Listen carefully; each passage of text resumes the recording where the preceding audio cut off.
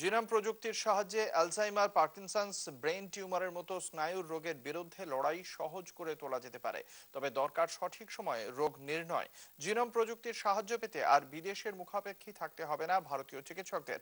ইতিমধ্যেই এক ভারতীয় সংস্থার উদ্যোগে কোচিতে তৈরি হয়েছে জিনোম প্রযুক্তির গবেষণাগার।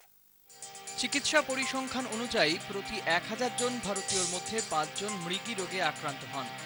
দিনে দিনে বাড়ছে স্ট্রোকের প্রবণতাও। কিন্তু অনেক ক্ষেত্রেই রোগ নির্ণয় করতে গিয়ে সমস্যায় পড়তে হয় চিকিৎসকদের। তবে আধুনিক জিনোম প্রযুক্তির সাহায্য নিলে রোগ নির্ণয় সহজ হয়ে যায়।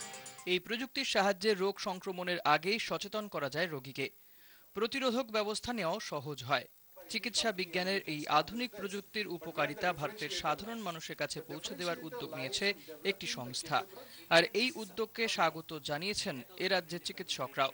তাদের মতে এখন ভারতেই জিনোম প্রযুক্তির গবেষণাগার তৈরি হওয়ায় ভারতীয় চিকিৎসা ব্যবস্থার আরও উন্নতি হবে।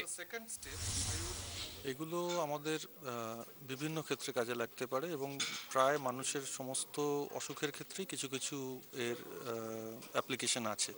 যেমন আমি নিউরোলজিস্ট হিসেবে আপনাকে বলতে পারি যে বাচ্চাদের ক্ষেত্রে এপিলেপসিতে কাজে লাগতে পারে, বা যে আমাদের নিউরোপ্যাথিগুলো আছে সেখানে কিছু বংশগত অসুখ আছে যেখানে পায়ের নার্ভ বা মাসেল এই সমস্ত গন্ডগোল হয়, সেখানে কাজে লাগে। হ্যাঁ, কিছু কিছু ক্ষেত্রে স্ট্রোকের ক্ষেত্রেও কাজে লাগতে পারে।